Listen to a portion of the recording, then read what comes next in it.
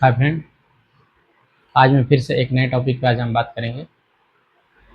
Pregnancy में depression. Pregnancy में ऐसे कुछ समस्याएं हो जा रही हैं जिससे कि मानसिक तनाव या फिर कुछ वजह से, डिप्रेशन की वजह से, एंजाइटी की वजह से इसका असर बच्चे और माँ पे देखने को मिलता है। और जानेंगे कि प्रेगनेंसी के पहले और प्रेगनेंसी के बाद दोनों में परेशानियाँ होती हैं, तो दोनों का क्या उपाय करना चाहिए, क्या सावधानियाँ हैं, तो इसके बारे में आज हम बात करेंगे। तो सबसे पहले जानेंगे कि जब बच्चा जब पेट में रहता है, जब औरत क्या गर्भवती रहती है, तो इसमें बच्चा कुछ भी खाएंगे, कुछ भी सोचेंगे, कुछ भी बोलेंगे, तो इसका असर जो है कि बच्चे पे ज़रूर पड़ता है। तो अगर आपका खान पान अगर सही नहीं है, बार बार आप चिड़चिड़ा अगर करते हैं, तो ये असर बच्चे पड़ेगा। जैसे देखेंगे कि जो औरत प्रेग्नेंट होती है, तो प्रेग्नेंट होने के बाद उल्टी होना, निचलापन, थोड़ा स्मेल, जो खाना रहता है सुबह के टाइम में थोड़ा सा स्मेल और थोड़ा सा वीकनेस, एकदम कमजोरी टाइप बना रहना, ये ज़्यादातर प्रेग्नेंट औरतों में देखने को मिलता है। और ये जब धीरे धीरे 5 महीने 6 महीने जब वो बीत जाते हैं, तो फिर धीरे धीरे इसमें कुछ सावधानियाँ ये करना चाहिए कि कुछ ऐसे औरतें हैं कि उनका तो परिवार ठीक नहीं है, खाने का उनका संयम सही नहीं है, क्या खाना है क्या नहीं खाना चाहिए। तो इसमें जो दवाएं रहती हैं, कैल्शियम के साथ फोलिक एसिड, जिंक, आयरन की गोली, ये सब बहुत ज़रूरी होता है लेना।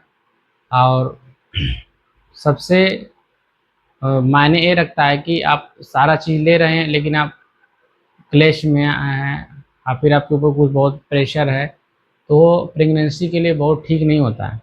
आपको पूरा 9 महीने तक पूरा आपको हैप्पी रहना है, क्योंकि हैप्पी रहने से आपका जो बच्चा है वो भी सही, खुशहाल, और जितना आप खुश रहेंगे उतना आपका बच्चे का माइंड उतना अच्छा रहता है, उतना क्लियर रहता है, उसकी वॉइस सारा चीज़ उसका बहुत ही अच्छा रहता है। तो इसलिए ये मायने बहुत ज़रूर रखता है कि आप किस हालात से गुजर रहे हैं।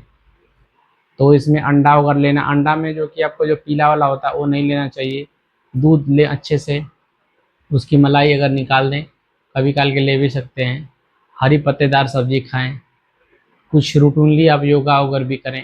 और कुछ आपको जो अच्छा चीज़ लगता है, भजन गाना जो भी है, लिखना, पेंटिंग, जो भी आपको अच्छा लगता है उसको ज़रूर करें, क्योंकि सब लोगों को अलग अलग, सबकी अलग अलग फीलिंग, अलग अलग क्वालिटी है सब लोगों में है, और सबकी अलग अलग पसंद है। किसी को गाना डांस, तो डांस वगैरह नहीं करना है इसमें, मतलब जो भी चीज़ें करेंगे मतलब बच्चे के लिए सेफ रहें। तो इसमें अब ये देखें कि सबसे पहले इसमें जो प्रेग्नेंट लेडी है, तो उसको कई चीज़ों की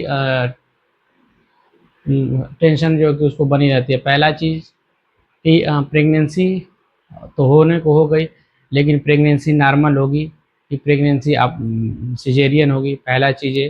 दूसरी चीज़, आगे क्या होगा क्या नहीं होगा, बच्चा मेरा ठीक रहेगा नहीं ठीक रहेगा, क्या खाएं ना खाएं, ये चीज़।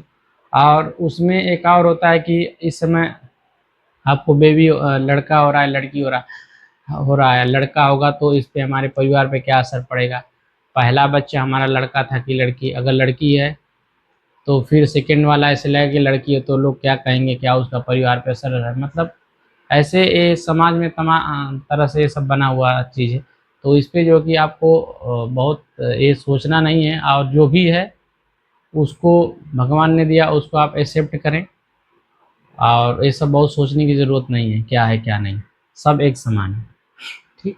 तो इसमें इस चीज़ें से जो कि डिप्रेशन होता है, और कुछ एंजाइटी होती है कि पहले से, जैसे भूलना, देखते हैं कि भूलना, झगड़ा करना, वो झटका आना, या फिर सर में बहुत ज़्यादा दर्द, या फिर एंजाइटी की वजह से ऐसे लगे कि हम फांसी हैंगिंग कर लें और किसी को मार दें। ये सब चीज़ें जो कुछ पेशेंटों को पहले से रहता है, और प्रेगनेंसी के दौरान ये समस्याएं धीरे धीरे बढ़ने लगती है। बढ़ने का रीज़न है कि कुछ हार्मोन्स रहते हैं शरीर में, और ये क्या होते हैं कि डिसबैलेंस होते हैं, बढ़ते घटते हैं, और बढ़ने घटने की वजह से इसका प्रभाव जो कि पूरे शरीर पे पड़ता है। तो इसमें क्या होती है, परेशानी थोड़ा बढ़ जाता है, जैसे एक्लेम्सिया आ जाता होता है, प्री एक्लेम्सिया होता है, ये सब चीज़ें बहुत ही सारी समस्याएं जो कि प्रेगनेंसी में कॉम्प्लिकेशन होता है। इसलिए प्रेगनेंसी में सबसे पहले ब्लड आप क्लियर रखें, कितना ब्लड है, कम से कम एटलीस्ट 10 के ऊपर ही ब्लड रखें। प्लेटलेट अच्छे होना चाहिए, आरबीसी ठीक होना चाहिए, बाकी जो भी वैक्सीनेशन है उसको टाइम टाइम पे लेना चाहिए। तो ये कुछ चीज़ें हैं, आपको ध्यान में रखते हुए आगे सारा सब कुछ करना चाहिए, क्या करना है क्या नहीं। अब इसमें देखेंगे कि जैसे हमारा लास्ट वीक चलता है, तो देखेंगे कि जो पेशेंट है उसका 7वें 8वें महीने से पूरा पैर में पूरा ऐसे लगेगा कि पूरा फोड़ा, एकदम बहुत ज़्यादा दर्द होता है, कमर से लेके नीचे तक पूरा ऐसे लगेगा कि मतलब फट रहा है, लगेगा कि फोड़ा हो गया है, रात में नींद नहीं आएगी, इधर करवट उधर करवट, क्योंकि जो यूट्रस होता है, यूट्रस जो कि बढ़ते बढ़ते ऊपर तक चला जाता है, तो इससे क्या होता है कि थोड़ा अगर खाना भी अगर बेसी हो जाता है, ओवर हो जाता है, तो इसमें सांस लेने में परेशानी होना या फिर उल्टी जैसे महसूस होना और पेट भारी हो जाना, और थोड़ा थोड़ा जब ये सब परेशानी होगी तो हल्का हल्का बेचैनी टाइप महसूस होता है। तो ओवर खाने की वजह से ऐसे होता है। तो ये आप ओवर नहीं खाना है, नॉर्मल चीज़ खाएं और सूपा जो कि बहुत इजी डाइजेशन हो जाए, और कई बार खाएं, दिन में 2 3 4 बार ऐसे हल्का हल्का लें, लिक्विड डाइट लेंगे अच्छे से जो कि डाइजेशन हो जाए। तो तो हम लोग बात कर रहे थे इस पर कि डिप्रेशन। तो डिप्रेशन में देखें कुछ परेशानियां जो पहले से होती है, तो जब प्रेगनेंसी होती है तो उसमें कॉम्प्लिकेशन का और डर हो जाता है। अब कॉम्प्लिकेशन का डर होता है कि जैसे प्रेगनेंसी आपका इस महीने प्रेगनेंसी होना है, तो इसमें क्या होता है कि उसमें अगर कुछ कॉम्प्लिकेशन रहता है तो झटका आना, वो परेशानियां बढ़ जाती है। जैसे जैसे प्रेगनेंसी के टाइम आता है तो कॉम्प्लिकेशन दिन पर दिन बढ़ता रहता है। और कुछ ऐसे पेशेंट रहते हैं कि मैंने उनसे देखा है, और इसमें है कि जैसे 3 या 4 दिन कंटिन्यूसली अगर पेशेंट अगर जग जाते हैं, तो उसमें क्या होता है कि एक तरह से अजीब तरह से उनकी हरकत आ जाती है। एक पेशेंट आया था आज ही रात में, तो उसको ऐसे है कि 3 से 4 दिन तक जगा ही नहीं था, तो ऐसे पूरा नोच रहा है अपने ऊपर, सारे कपड़े को खींच रहा है, लोगों को मार रहा है, ऐसे अपनी गर्दन को दबा रहा है, मतलब तमाम तरह से हरकतें उल्टी सीधी कर रहा था। तो सारा हिस्ट्री लेने के बाद पता चला कि उसके 3 दिन से पेशेंट सोया नहीं, क्योंकि उसके घर में कुछ वृद्ध हैं, तो उनकी तबीयत कुछ ज़्यादा ही ख़राब है, तो इसकी वजह से वो सोच सोच के उसकी तबीयत जो है कि ऐसे डिप्रेशन हो गई है काफ़ी, जो है कि उसको सीवियर हेडेक वगैरह ऐसे तमाम तरह से इसको ऐसे कई परेशानियाँ थी। तो मैंने कई बार पूछा, और जो मेरे डॉक्टर लोग पूछे, लेकिन वो जो कि पेशेंट बताया नहीं, बाद में ठीक होने के बाद पेशेंट जो कि था वो खुद बताया। तो इसका असर बहुत ज़्यादा जो है कि बच्चे पे पड़ता है। और फिर देखिए, अब जाने कि जब प्रेगनेंसी हो जाती है, तो प्रेगनेंसी होने के बाद आपको कैल्शियम और आयरन, फोलिक एसिड और ये सब लेना भी ज़रूरी है, नहीं कि बच्चा हो गया तो उसके बाद हमने बंद कर दिया। तो इसमें क्या होता है कि आयरन बहुत ज़रूरी होता है, क्योंकि हमारा प्रेगनेंसी के बाद जो है कि प्रेगनेंसी में होता है कि बहुत ज़्यादा ब्लड भी लॉस होता है और काफ़ी शरीर कमज़ोर हो जाती है। तो इसमें आप फ्रूट्स का सेवन अच्छे से करें, जो भी फ्रूट्स हैं, अच्छा जो भी हेल्दी फ्रूट्स हैं उसको, केला, संतरा, सेब जो भी हैं, केला हो सके तो छोड़ दें, क्योंकि बच्चों के लिए थोड़ा सा निमोनिया का चांस वगैरह रहता है, तो केला छोड़ के बाकी सब चीज़ें, खजूर हो गया, आंवला हो गया, एप्पल हो गया, कीवी फल हो गया, संतरा हो गया, विटामिन सी, ये सब चीज़ें जो कि आपको लिए फ़ायदा है। और कैल्शियम आयरन कुछ दिन दवा खाएं, और बाकी जो भी हरी पत्तेदार सब्जी, ये सब चीज़ें जो कि दूध वगैरह लेना, ये सब पर्याप्त मात्रा में डेली जो कि आप लेते रहें, क्योंकि ये सब चीज़ें बहुत लोग ऐसे सोचते हैं कि प्रेगनेंसी थी, अब बच्चा हो गया, डिलीवर हो गया, तो कोई डिलीवरी हो गई तो कोई दिक्कत नहीं है, सब कुछ ठीक हुआ, कोई परेशानी, क्योंकि बार बार देखें कि जो माँ रहती है रात में कई बार 3 बार 4 बार जो गुड फीडिंग कराना पड़ता है, तो उसमें नींद पूरी नहीं हो पाती है। जब नींद नहीं पूरी हो पाती है तो ऐसे बहुत सारी वीकनेस टाइप महसूस होता है, और उसके बाद जो है कि एकदम चक्कर, बेचैनी, भूख न लगना, पैरों में दर्द, पेंडलियों में दर्द।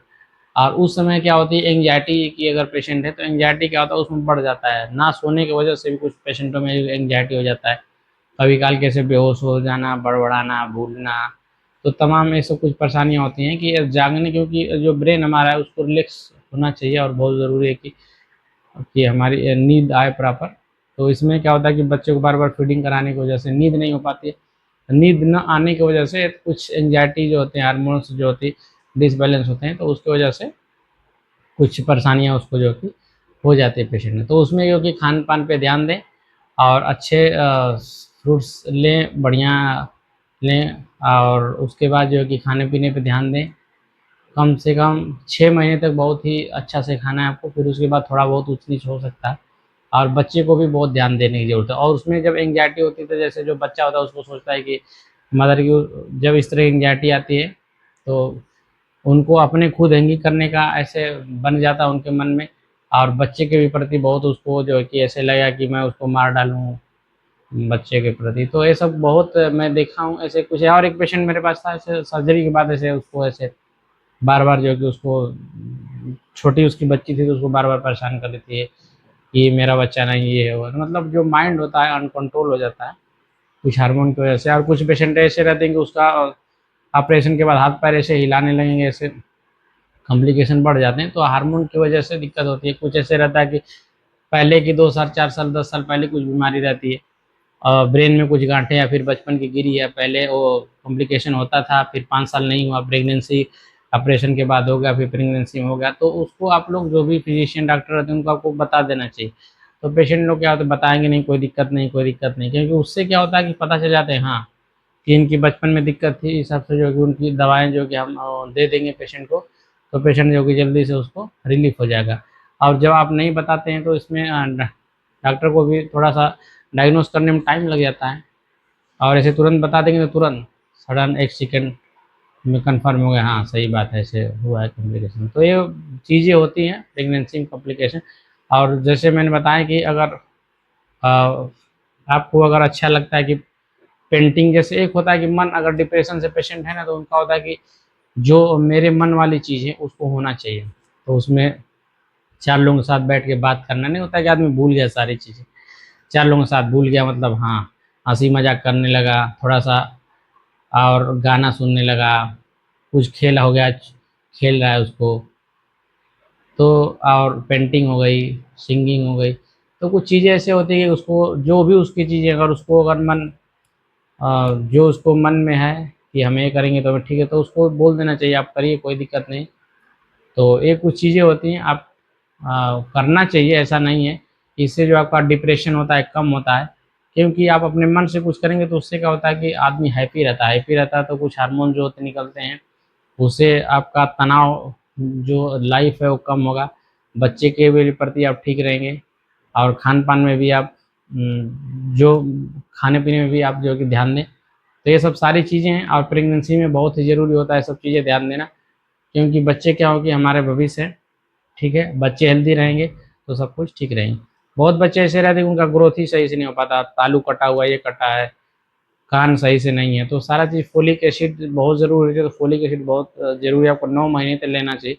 बहुत ऐसे पेशेंट हैं माताएँ बहनें तो दवा लेना नहीं चाहती कि नहीं दवा नहीं चाहिए, नुकसान करेगी, ये तो नुकसान नहीं करती है। तो ये चीज़ें पे आप ध्यान दें, क्योंकि पहले वाला दौर नहीं रह गया। अब ये दौर में आपको जो भी calcium, iron, folic acid, zinc सारा चीज़ आपको लेना है, और टाइम टाइम से आप लीजिए। बच्चे का वेट कराते रहिए, टाइम टाइम से अल्ट्रासाउंड कराते रहिए, सब कुछ करते रहिए। और अगर आपको लगता है कि पेशेंट आपको एंग्जायटी है, तो जो भी आपको इसके डॉक्टर हैं साइकेट्रिक के, उसको आप दिखाएँ, और उसके बाद दिखाने के बाद जो भी दवाई देना उसको कंटिन्यू करें, बंद ना करें, क्योंकि बंद करने के बाद जब ये दोबारा-तिबारा जब कॉम्प्लिकेशन होता है, तो ठीक होने में बहुत टाइम लग जाता है। जैसे एक बार हुआ कॉम्प्लिकेशन, फिर दूसरी बार हो, तीसरा हो, जितना लंबा पुराना होता है उतना आपको लंबे समय तक इंतज़ार करना पड़ सकता है। जो चीज़ 1 घंटे में ठीक होना है वो 4 घंटे में ठीक होगा, फिर 4 दिन, 4 महीने से लंबा हो जाता है। तो जो दवाई होती है इसको लंबे समय तक जो भी डॉक्टर आपको बताते हैं उसको चालू रखिए, कंटिन्यू करिए, और बाकी जो पेशेंट है उस पे भी ध्यान रखिए। और बाकी इससे संबंधित अगर कुछ अगर है कॉम्प्लिकेशन तो आप पूछिए, मैं कंसल्ट कर सकें। तब तक के लिए हम विदा लें, ओके।